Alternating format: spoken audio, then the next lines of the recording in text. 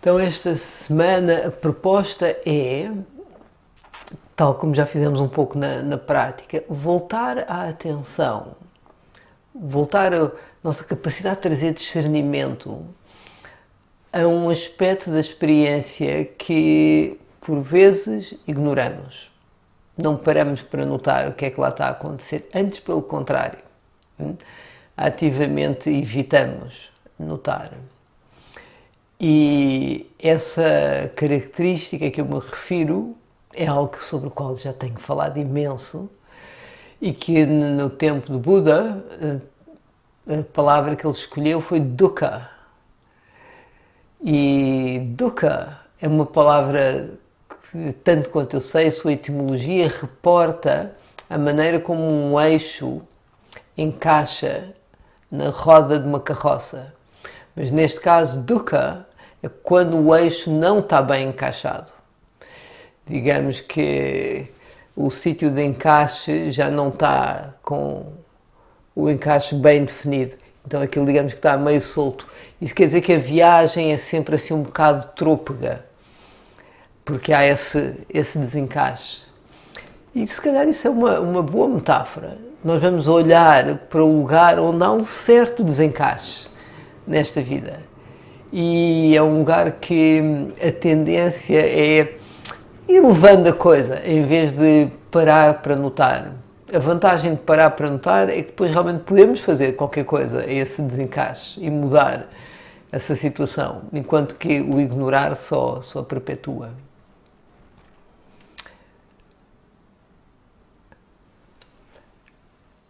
Quando estou em retiro,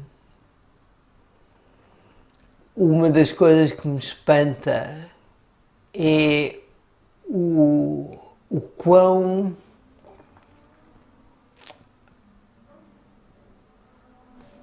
prevalecente é a experiência de dukkha. Na verdade, e eu até sou um tipo que diria, à primeira vista, que tenho uma vida super aprazível, mas quando estou em retiro e deixo-me mesmo notar um pouco mais instante a instante, não tanto assim uma abstração do que é que está a acontecer, mas deixo-me estar com o que está.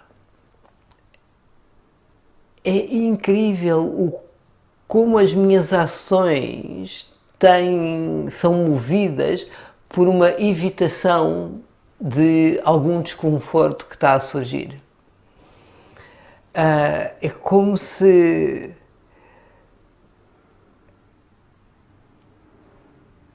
eu vivesse quase por trás num estado de ansiar por um bocadinho de prazer ou por uma certa aversão a um desconforto que já está a acontecer.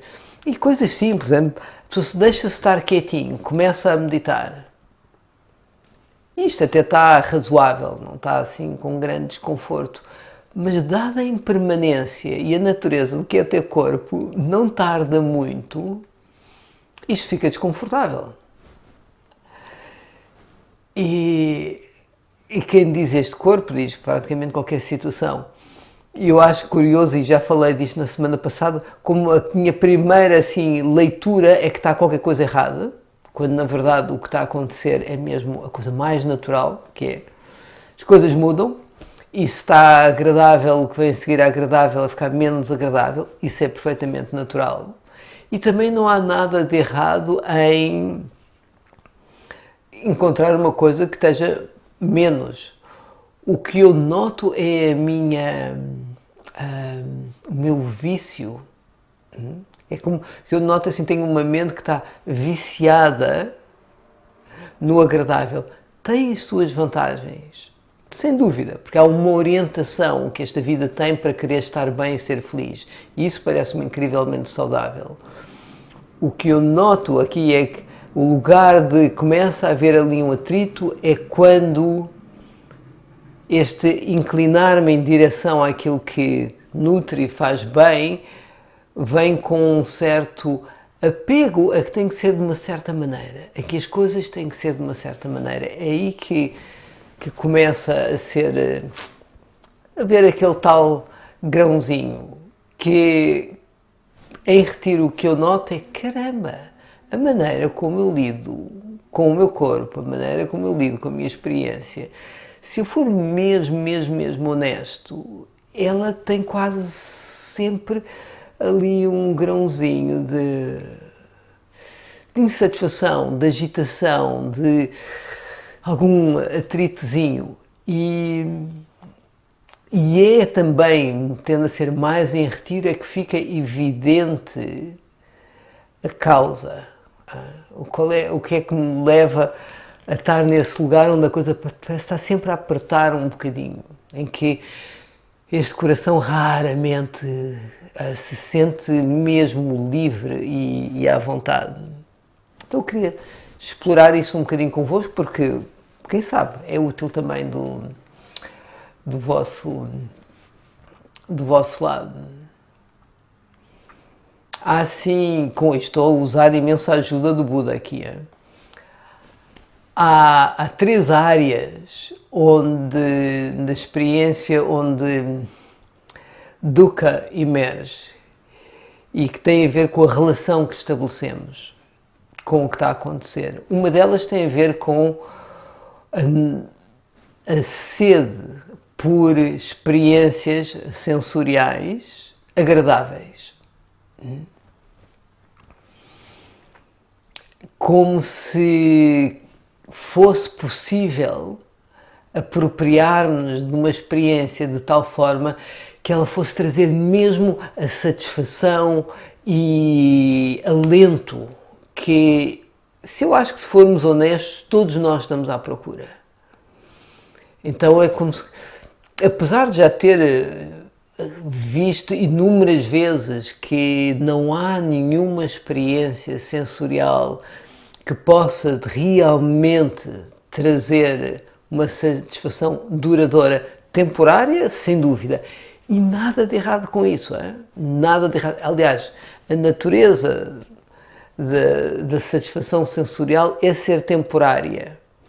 Só o que eu estou a referir-me é o atrito surge quando eu não consigo lidar com essa natureza temporária que vem com qualquer experiência agradável, do mais sensorial ao mais sublime, dentro da esfera dos 5 sentidos, ela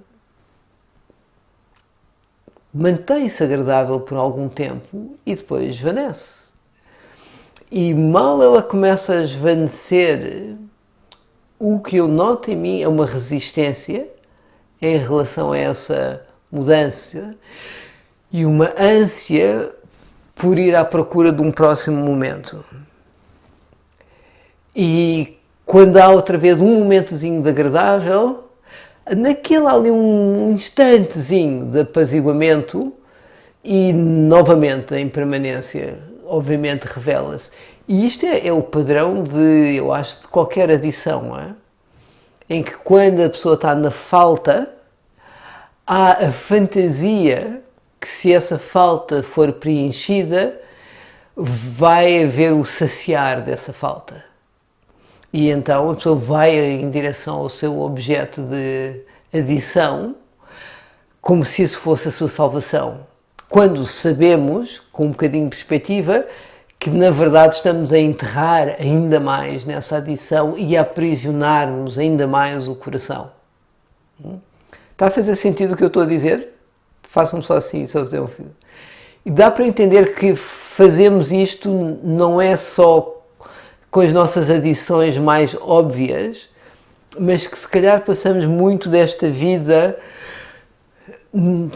a ansiar pela próxima experiência, como se a próxima experiência é que vai saciar, naquela experiência é que eu vou estar bem. E depois estou na experiência, estou aqui um bocadinho e depois já estou a ir para a próxima. E raramente me permito reconhecer o fim da experiência que aconteceu e também poder abraçar esse lado da vida, que é o cessar do agradável.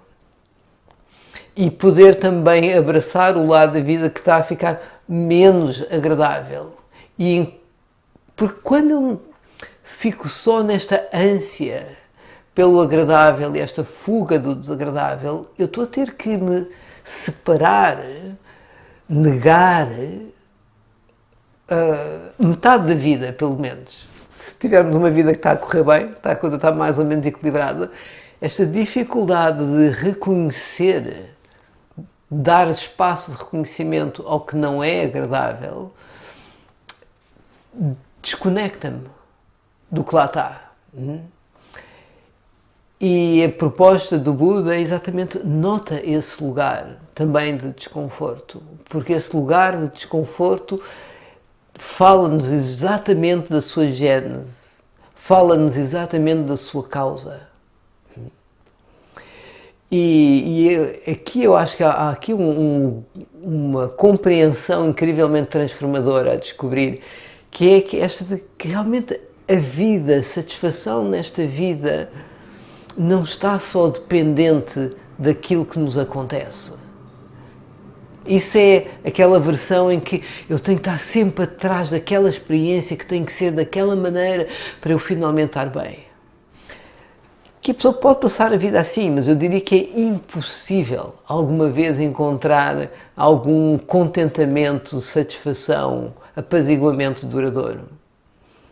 O que o Buda está a apontar é para o reconhecimento que o contentamento, o apaziguamento que a pessoa está à procura não depende dessas condições exteriores, de que as coisas serem agradáveis ou não serem. Que há um contentamento, que há uma satisfação, uma liberdade que resulta de poder abraçar a experiência tal como ela é. E isto é enorme ao mesmo tempo, porque pensando no que é ser humano e o quão sensível este coração é, o quão sensível o ser humano é, e as coisas a que estamos expostos ao longo deste percurso de vida, não é? Desde que nascemos, envelhecemos, adoecemos e morremos, e tudo o que acontece entretanto, descobrir que este coração tem a capacidade de abraçar toda essa realidade, pode à primeira vista parecer uau, isso é uma tarefa impossível. Só que não é, porque isto é algo que vai acontecendo instante a instante. A pessoa não está a abraçar a vida toda para a frente, está só a abraçar este instante de vida. O que aqui está. E quando descobrimos que este instante de vida, de facto, podemos abraçar, tal como se apresenta, que com exatamente este instante eu posso lidar, há uma liberdade no coração, há um apaziguar, um contentamento que não há experiência condicionada, ou seja, por fatores externos que alguma vez possa trazer. Estou aqui a lembrar da minha professora de mindfulness para dor crónica e doenças crónicas, que é um programa que é Breathworks, a Vidyamala Birch.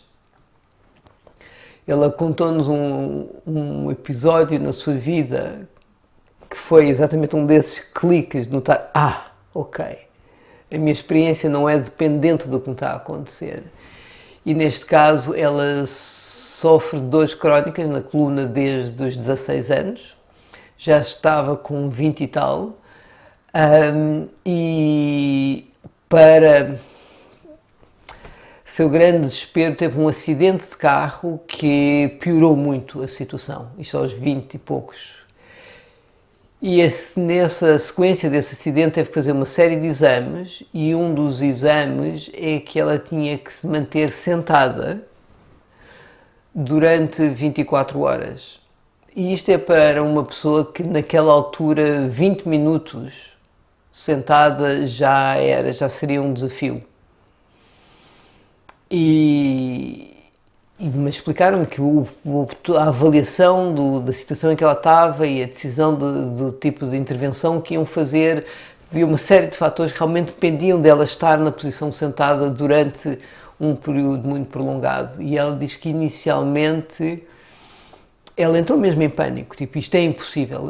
Ela estava já num sofrimento acrescido, que não era já o sofrimento do que é que ela estava a sentir ali, mas era uma antecipação do sofrimento que tinha pela frente. E a sua mente estava mesmo a entrar nessa espiral. Ela ainda não tinha, tanto quanto eu me lembro, exatamente um treino assim de prática meditativa, mas houve uma vozinha de sabedoria que lhe disse qualquer coisa do género, tipo, de facto não consegues lidar com 24 horas, mas só tens que lidar com este instante. E ela disse no momento em que se apercebeu que ela só tinha que lidar com este instante, que a consciência dela, que antes estava só focada na resistência ao sofrimento que se apresentava, abriu-se para notar que mais é que havia no momento presente. E ela diz que naquele momento ela sentiu o toque dos lençóis lavadinhos, no qual ela estava a encostar, o aroma do detergente e o conforto que veio de ter a roupa de cama lavada e esticadinha, e a temperatura e o fresco do toque na sua pele, e o fato de o seu coração reconhecer que não era prisioneiro daquela situação e que residia em si uma capacidade de liberdade perante a experiência presente. Ela disse, não só lhe permitiu fazer aquele teste todo que tinha para fazer, mas foi um momento de transformação para o resto da sua vida e na maneira como ela encara o ter dor crónica e que se mantém até hoje. Ela até hoje sofre de dores crónicas.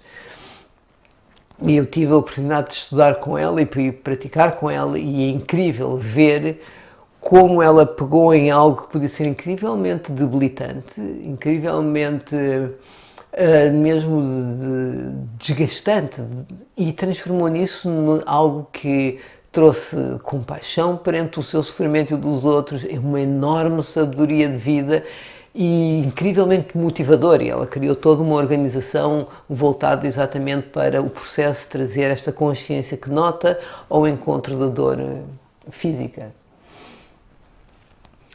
E este é aquilo a que o Buda chama a primeira e a segunda nobre verdade. A primeira sendo quando há esse sítio de atrito entre como gostaríamos de estar e o que está a acontecer, e esse lugar onde há insatisfação, onde há resistência, onde a tendência seria logo, não é, pôr um chocolate na boca, ligar o Netflix, fugir da experiência. No caso da Vidyamala, da minha professora, ela não tinha como fugir. A única maneira de fugir trazia ainda mais sofrimento, e daí surgiu essa sabedoria de olhar de frente para a experiência e poder realmente ver o que é que se passava. E o convite que a prática nos faz é trazer essa sabedoria ao encontro de cada instante, ou de tantos instantes quanto possível. E que este lugar desse atrito, na verdade, é um convite muito importante que a vida nos está a fazer para despertarmos. Daí que o Buda diz que dukkha deve ser reconhecida, deve ser intimamente entendida. Porque é quando há esse reconhecimento de isto está a acontecer e começamos a entender a sua gênese, a sua causa, é que vem o momento a seguir, que é o largar aquilo que estávamos a perpetuar. No caso da Vidyamala, não é? Ela estava tão agarrada ao medo do sofrimento que tinha pela frente, ela estava tão agarrada a não querer aquilo, a querer que a experiência fosse outra, que isso estava a aumentar, a potencializar o seu sofrimento. E foi o largar da resistência que lhe deu acesso a uma paz de coração que ela até então desconhecia. Isto está acessível a cada um de nós. Isto está sempre a acontecer, praticamente instante a instante. Há esta possibilidade de reconhecer quando há um grão de areia na experiência, reconhecer o que é que que é que se está a formar com esse grão de areia? E o que se pode estar a formar é mais e mais insatisfação, desconforto. Ou, se trouxermos de discernimento, esse mesmo grão de areia produz a pérola de sabedoria. Permite-nos ver, de facto, o que é que se passa e encontrar liberdade. O tal afrouxar da tenacidade das nossas exigêncies. E a experiência sensorial é um lugar onde nós nos agarramos, com muita, muita veemência. Como é que eu estou de tempo? Onde é que está o meu relógio?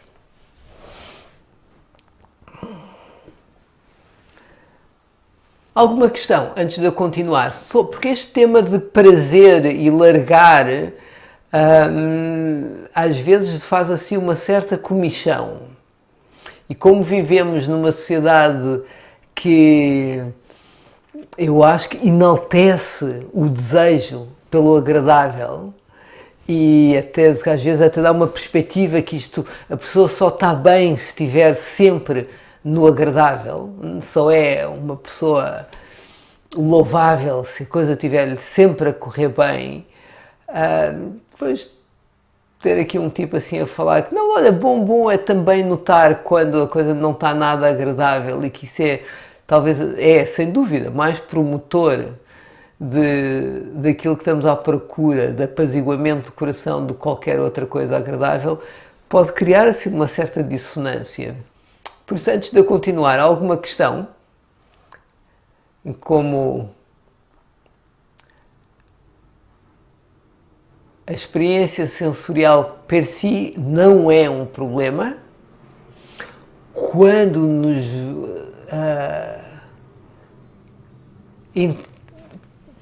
entregamos ou vamos à procura da experiência sensorial para colmatar, para preencher um buraco, para perpetuar mais um bocadinho de agradável, quando na verdade o que está a acontecer já é o seu esvanecer, aí é que está o problema. Aí é que é o tal o que ele, na tradição de Buda, chama-se tanha, a sede por experiências sensoriais. Então, essa é uma área onde podemos nos poupar muito sofrimento e eu diria que o nosso planeta está a implorar que nós o façamos.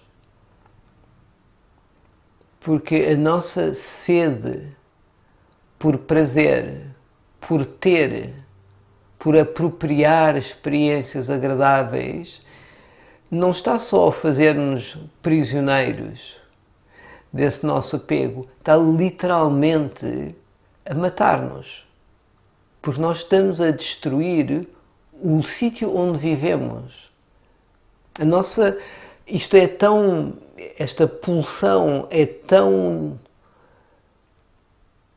forte, ela distorce tanto a percepção que continuamos a consumir, movidos por essa sede, apesar de ser evidente que estamos a destruir a sustentabilidade da vida no planeta.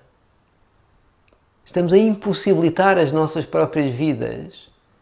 Tal é a veemência desta sede. Então isto tem implicações muito pessoais, a um nível não é, muito íntimo. Mas como nós somos muitos bilhões já, estas consequências pessoais no coletivo estão a promover a destruição do nosso planeta.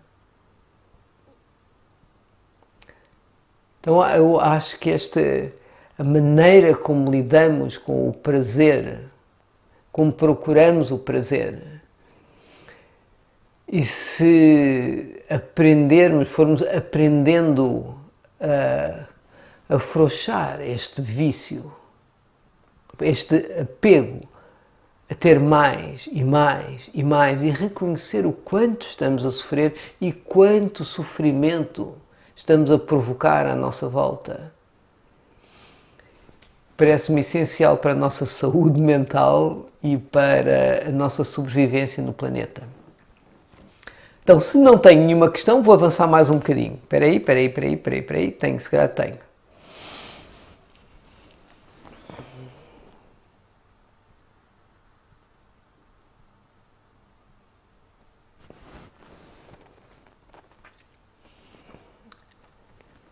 Então, e acho que a questão é mesmo pertinente e vou lidar com as duas questões que estão aqui a surgir e depois falo mais um bocadinho. Então a questão é como lidar com a impermanência e ser plenamente feliz em cada momento.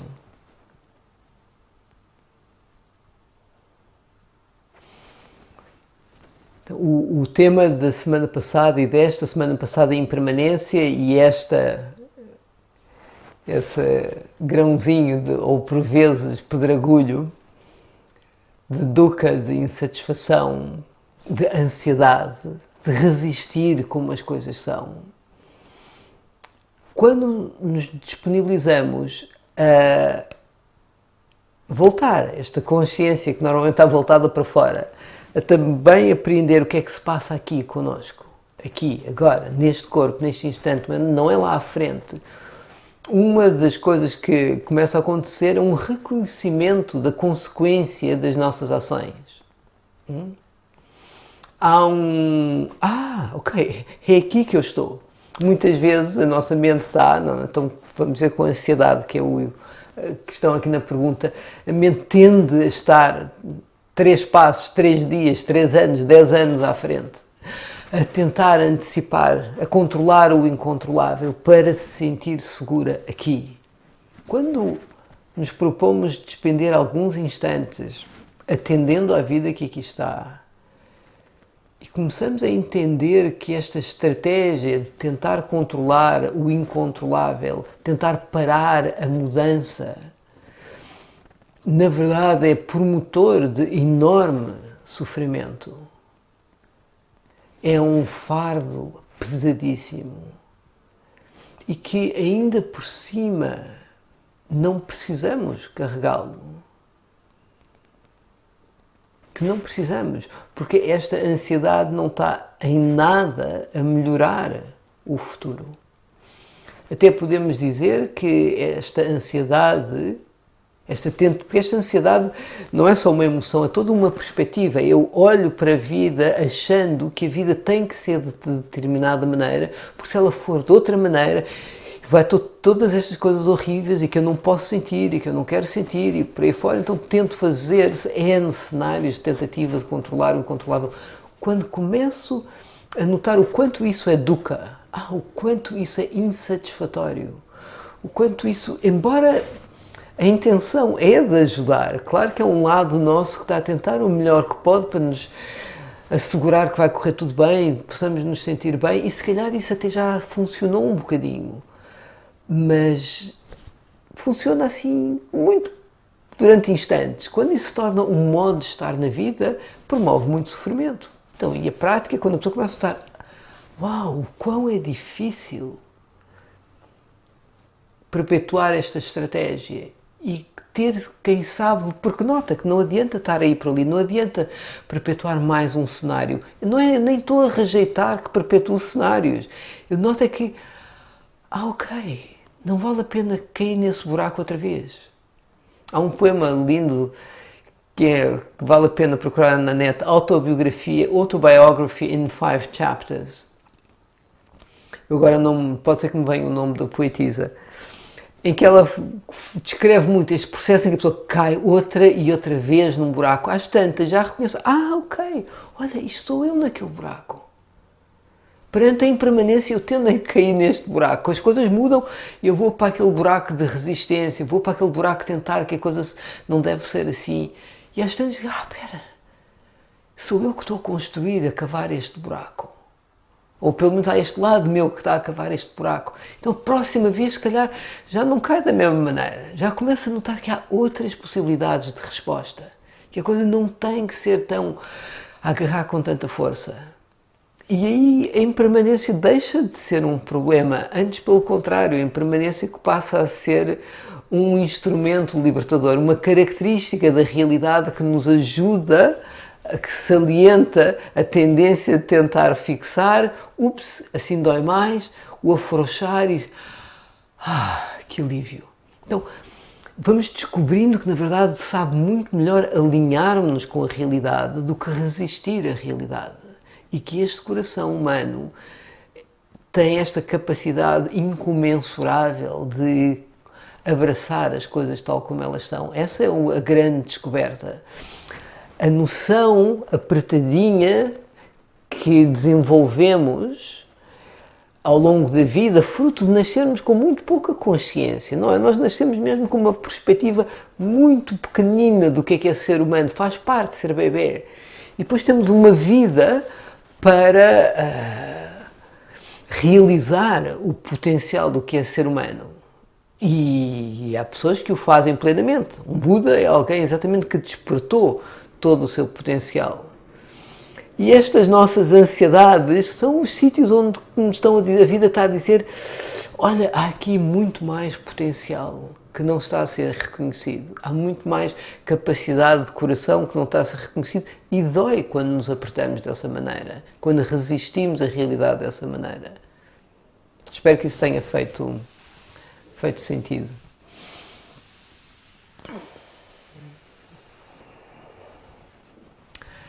O nome do poema, Autobiography in 5 Chapters. Autobiografia em 5 capítulos. Então, só mais um bocadinho, se ainda estão comigo e não houve assim nenhuma questão do vosso lado.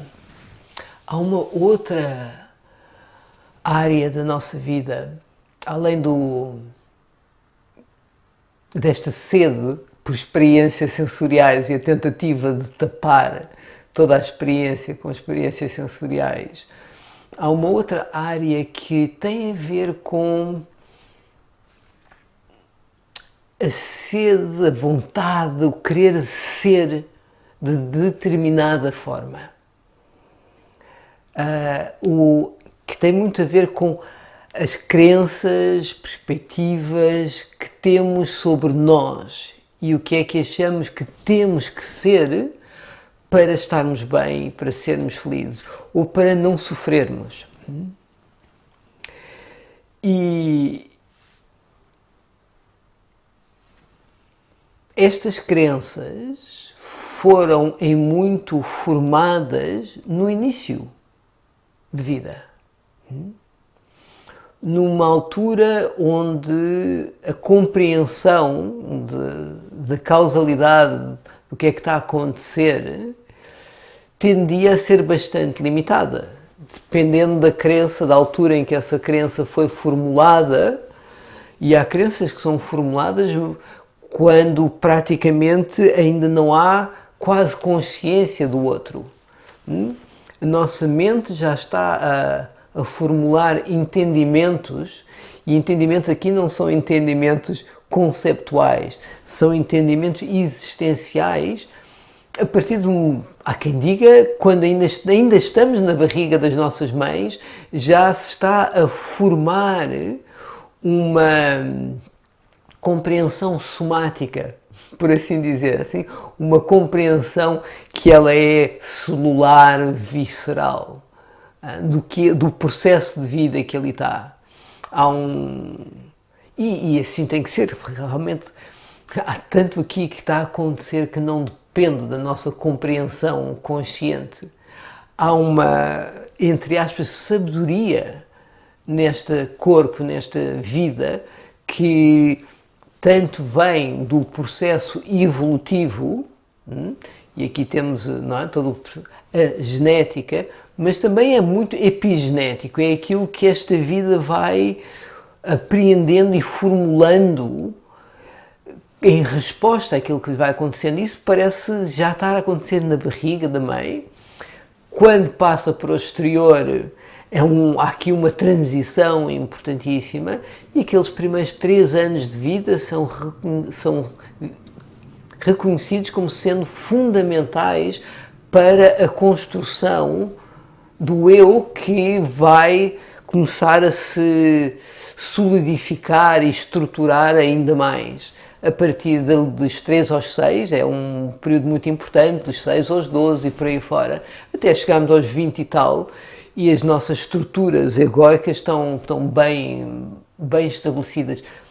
Mas elas têm fundações muito inconscientes.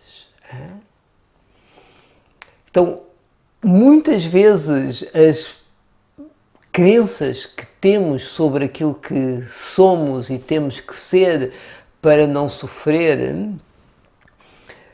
estão a distorcer a realidade.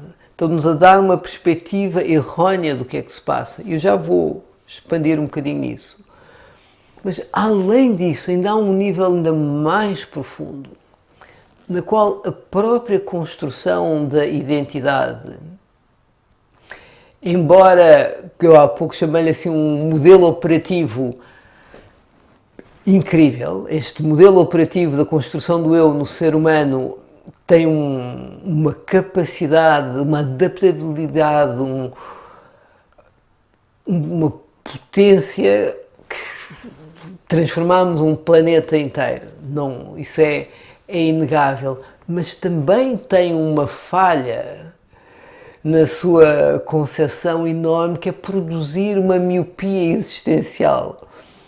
Ou seja, uma capacidade de ver ao longe em que vemos a realidade afunilada em direção ao nosso umbigo. E temos uma perspectiva da realidade no qual eu está sempre no centro. E isso, obviamente, distorce a relação com o que é que se passa. E quanto mais estamos agarrados à construção que fazemos de nós próprios, aquelas pessoas em que dizemos que a sua concepção de si é eu e eu e depois eu também, não é aquele me, myself and I, e depois se o outro der jeito a eu. E todos nós temos esses momentos, não é? Temos momentos em que nos manifestamos num tal egocentrismo que quem está de fora tipo, fica, como é que é possível? O que é que se passa naquela pessoa? E não é preciso muito, basta estar atrasados, um de nós estar atrasados para qualquer coisa que para si é mesmo importante e o resto do mundo já ficou alguma coisa muito menos importante. Já atropelo meio mundo se for possível. Se for possível, não, se for preciso. E vai tudo à frente. Mulher, marido, filhos, se for possível também um sinal vermelho, enfim, o resto da realidade deixa de existir porque eu, não é? E há quem viva assim, eu tenho que ser o tempo todo.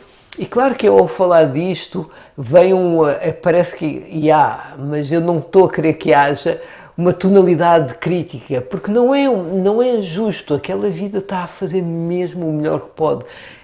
Há uma crença, há uma maneira de olhar para a existência que eleva, que resulta, é por ignorância, não é por maldade, não é por uma falha assim inerente, porque no nosso mais íntimo nós fomos parte desta grande realidade, é mesmo uma miopia, há aqui uma necessidade de pôr uns novas lentes de sabedoria que nos permitam ver, espera, esta maneira de me relacionar com a vida promove imenso sofrimento, não só para mim, como para os outros.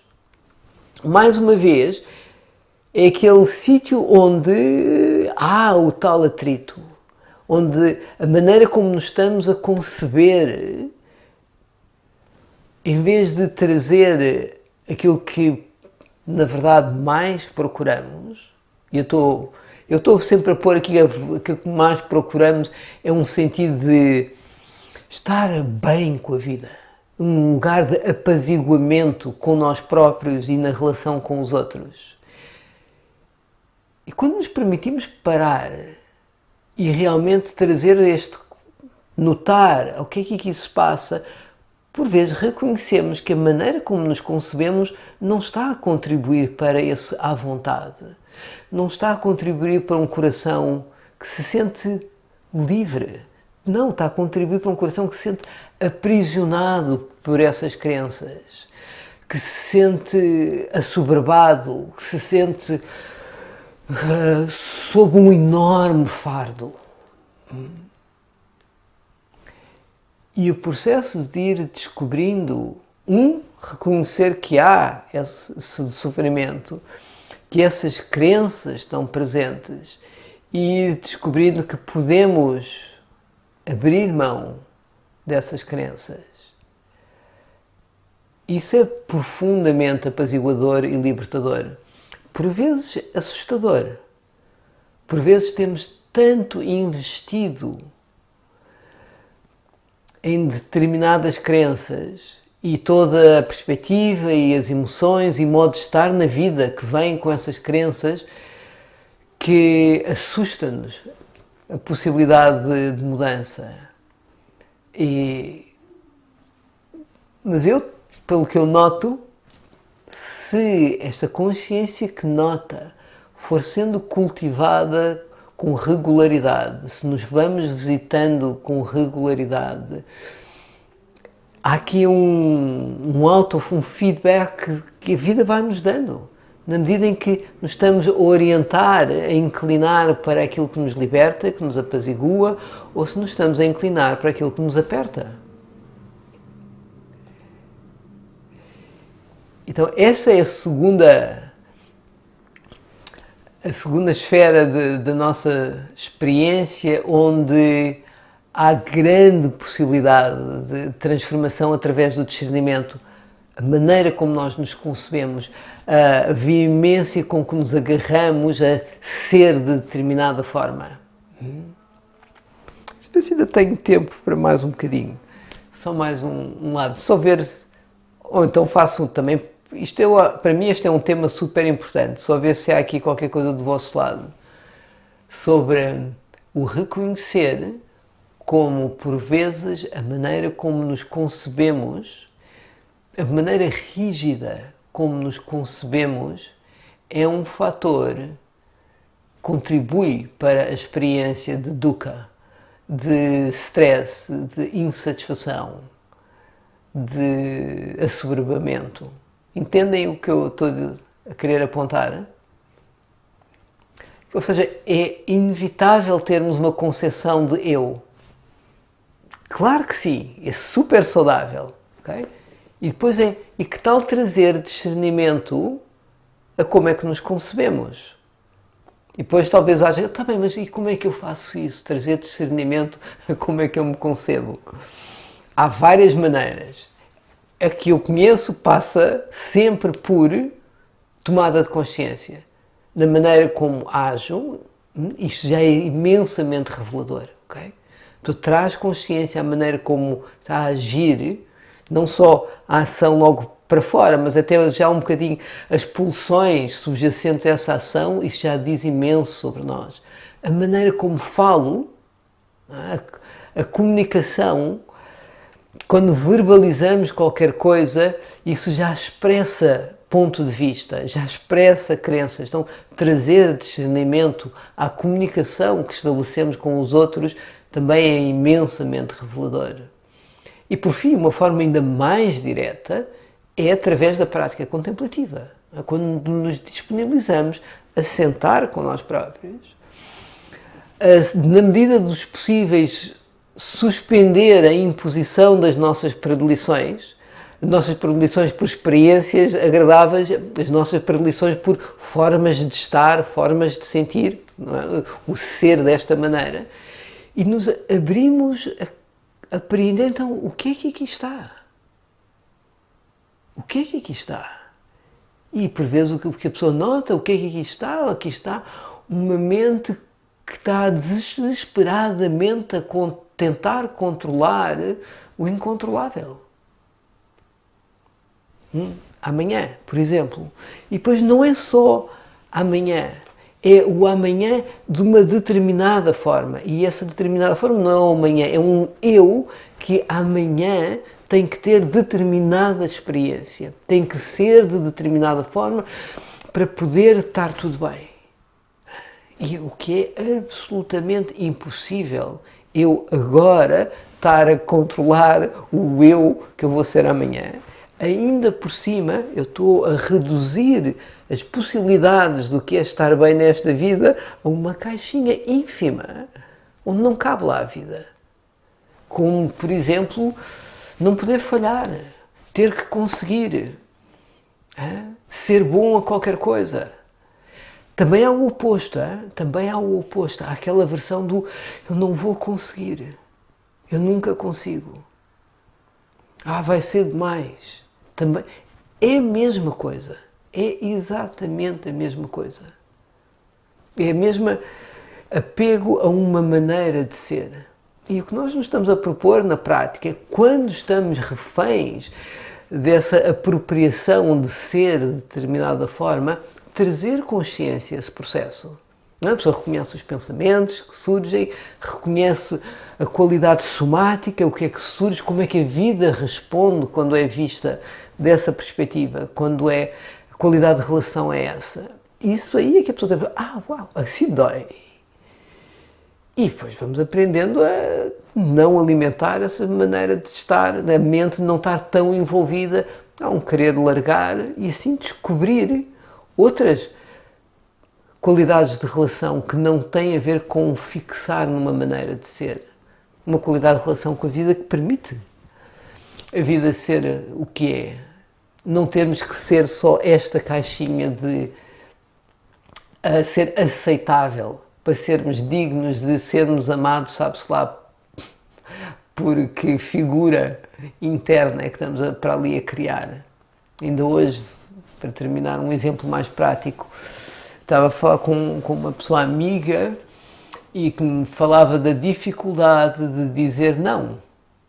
E como isso tinha, embora por causas muito meritórias, porque era uma pessoa ativista e com uma consciência ecológica e social muito forte, mas que a sua dificuldade de dizer não, nas suas boas intenções de defender essas causas, praticamente a levou a um esgotamento.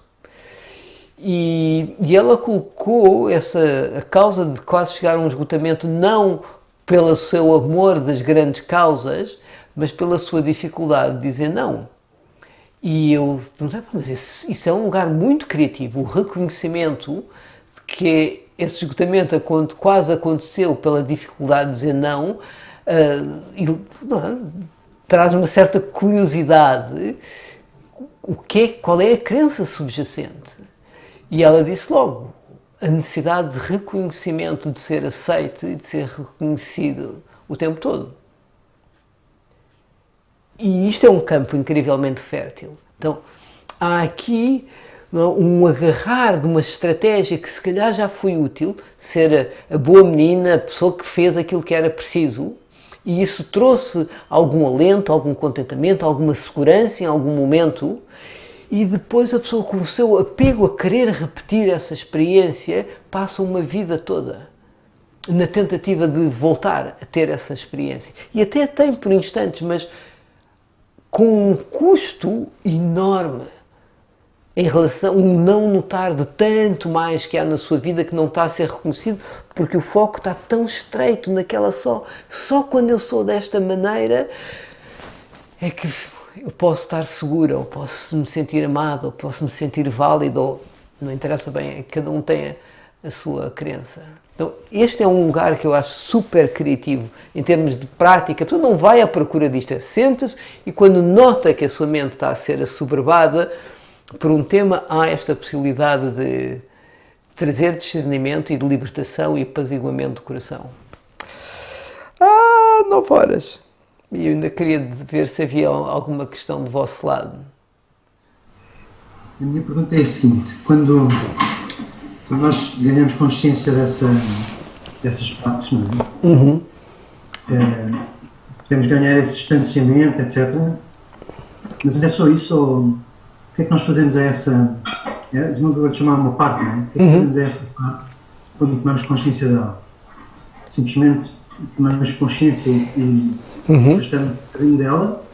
Ou vamos mais em conta dela e tentamos percebê-la? Então,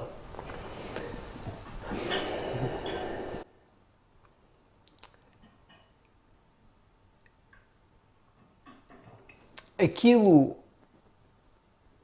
sobre o qual não temos consciência é isso que mais nos domina, toma conta de nós. É aquilo que mais acaba por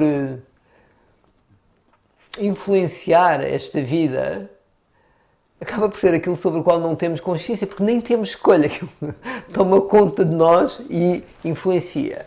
E nós estamos a escolher, peraí, isto que eu tendo a ignorar e que muitas vezes é quem está a mandar no espetáculo, estou a escolher, peraí, deixa cá anotar isto. Então, só a tomada de consciência, só eu lembrar-me de, este lado que acabou de... Sei lá, a pessoa às vezes está a meditar e quando dá por si teve, vá lá, para, não sei, 5 minutos, 10 minutos numa lista de afazeres que quando repare, isto é o fim do dia, tudo o que tinha que ser feito foi feito, já fartou-se de trabalhar, está se calhar bastante exausto, tem um momento para estar quietinho e quando dá por si a sua cabecinha está agarrada à lista de afazeres. À primeira vista é uma coisa bem inócua. É só uma lista de afazeres. E podemos tratar só esse nível. Olha, é a lista. Nomeia a lista, larga a lista e pronto. E só isto já é uma prática de descondicionamento, não é? Já é bem diferente do que tenderia a acontecer quando não há consciência e a pessoa vive num constante lista de afazeres na tentativa de finalmente encontrar alguma paz quando a lista terminar, coisa que nunca termina, pelo menos na minha experiência, a lista de afazeres. Mas na prática, a pessoa escolhe, não só notou a lista e largou, notou a lista e largou, notou a lista e, sei lá, quarta, quinta vez, nota a lista e resolve então notar mesmo a lista. E ao notar mesmo a lista, estou-me a dizer, não estou a notar os conteúdos na lista, eu começo a notar como é que é viver com essa perspectiva de que para estar bem agora, eu tenho que assegurar aquela lista. E noto que o meu coração está mesmo apertado. Este Sagra, que só está em paz quando a lista está resolvida, é um gajo que está à rasca o tempo todo.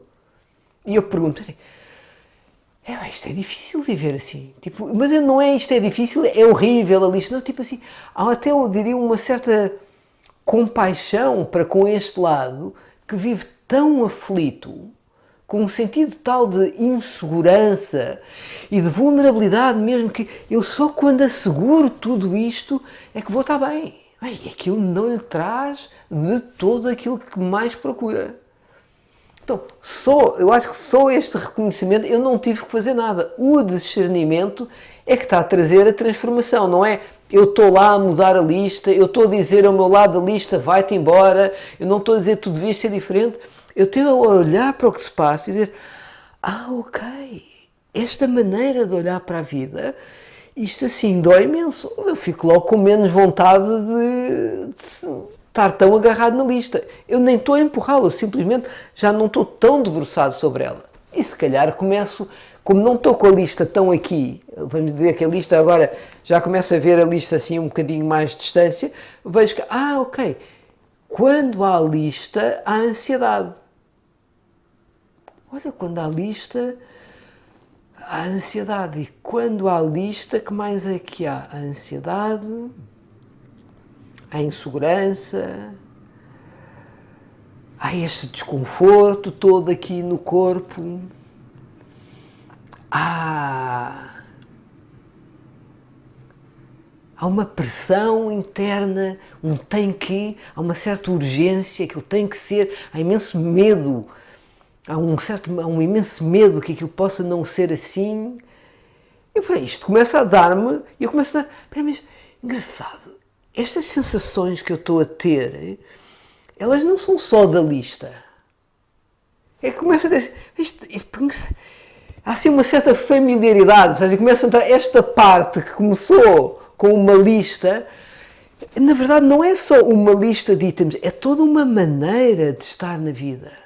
E às vezes até vem aquela sensação, ainda bem, que me acompanha há imenso tempo. Ainda bem, acompanha-me há imenso tempo. E eu estou a usar imensas palavras, mas isto é um processo que a pessoa vai-se deixando lá estar e às vezes sabe claramente se o que está a sentir é uma coisa momentânea, muito referente a um episódio que está a acontecer ali ou que aconteceu recentemente, ou se é referente a toda uma história que se prolonga no tempo. Estás a ver? Então, eu acho que, repara, antes a lista era a minha venda, era o que me levava a não notar todo este território que eu agora estou a descrever. Quando eu começo a olhar para a vida não através da lista, mas vendo esse território, a minha experiência de vida está a ser mudada. Eu já não sou só a pessoa que vê a vida através de uma lista de afazeres. Eu inevitavelmente estou a ser transformado por esse discernimento. Agora, é lindo é que a lista, na sua distorção e todo o peso e sofrimento e ansiedade, né, nesse sítio de dor também está a dizer-me o que é que eu estou à procura e que me traria, se eu tiver o discernimento para ver o que é que lá está, o que é que realmente traria apaziguamento. E se calhar eu vejo como esta lista é a minha necessidade de segurança. Ok, isso é super válido, não é? Necessidade de segurança faz parte do ser humano. O que não é uma estratégia válida para todas as situações é ter uma lista de afazeres. Isso é que não funciona. Agora, eu poder validar, o quanto este lado que adora listas é o lado que é o meu guardião de um sentido de segurança. Às vezes a pessoa até, eu já dei por mim a agradecer a estes meus lados que se manifestam um bocado exacerbados e com muito afinco nos seus quereres, porque eu reconheço, ok, esse é o lado que está num esforço incrível de tentar assegurar algo que é muito importante. Então a proposta é perceber qual é o lado que está por trás dessa lista, ganhar mais consciência sobre esse lado, sim, mas não necessariamente ir mais além. É que nem é preciso ir além. Entendes que o além vai se revelando na medida em... É como uma paisagem, não é? Tu só vais vendo a paisagem que está acessível. Mesmo que queiras ver o que é que está do outro lado do monte, só se vai revelar o outro lado do monte quando subires o monte. E aqui também há um processo que, à medida em que eu vou me permitindo habitar a experiência que de facto está aqui a acontecer, ela revela-se. Ela vai-se revelando. Eu não tenho que, sabes, ir esgravatando. E por isso é que eu tendo a sugerir que é preciso continuidade nestas visitas que nos fazemos. E às vezes precisamos mesmo de alguma ajuda. Ou seja, às vezes é difícil fazê-lo sozinho. Às vezes dá jeito de ter alguém que nos segure a mão nos momentos mais assustadores desse território que estamos a desbravar. Às vezes é difícil ir lá sozinho. Há crenças que elas foram mesmo formuladas para nos salvar de enorme sofrimento e que estão ali estabelecidas para que nós nunca mais voltemos a ter determinada experiência. E sempre que a vida nos possa apresentar qualquer coisa que se assemelhe um bocadinho com a experiência inaceitável que aquela crença nos está a tentar proteger, toda uma pulsão de afazeres e de estratégias é colocada e implementada muito antes de conseguirmos ter alguma consciência. Eu calculo que já tenham notado isso, é aqueles momentos em que quando damos por nós já nos passámos, por exemplo. Pronto, aquilo tocou numa crença de sobrevivência. Aquele episódio tocou naquele sítio que já está inaceitável e pumba, a lagartixa interior, fuga e luta vai disparar. E é aqui que por vezes precisamos de ajuda. E não estou a dizer necessariamente de um terapeuta. Às vezes é bom mesmo ter alguém que conheça esses territórios. Outras vezes só precisamos de um bom amigo, uma boa amiga, alguém que saiba ouvir-nos sem tentar resolver a situação, sem nos sugerir mais não sei quantas estratégias que têm a ver com as suas predileções. Alguém que nos saiba ouvir, por vezes, é tudo o que precisamos, para nos permitirmos a nós também nos ouvirmos. Ok, gostei muito da resposta, muito esclarecedora. Estou com a sensação que isto hoje foi só para mim. Eu também, estou com a sensação que foi só para mim.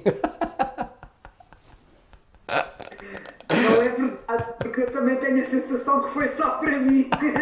Está aqui a acontecer qualquer coisa. Então, provavelmente. Tenho a sensação que foi só para mim. Eu acho que é. Acho que é por isso que o Buda sugere prestar atenção nestes sítios, porque eles são transversais à experiência humana. Ou então falaste aos nossos corações. Eu acho que foi isso. Espero que também isso seria ótimo se houver um bocadinho certeza disso. que foi. Se houver um bocadinho disso também. Bom, estou a adorar estar aqui convosco, mas também estou ciente que são 9h13 e que já passámos bem da hora, como por vezes acontece.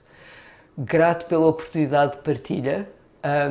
Se ficarmos com temas para abordar e aprofundar, temos a semana que vem e quem sabe a semana até pode suscitar alguma coisa que queiram explorar quando nos voltarmos a encontrar na terça-feira que vem. Então, votos de uma excelente semana para todos. Igualmente. E até para a semana. Obrigada, Sara. Uma semana com muitas visitas.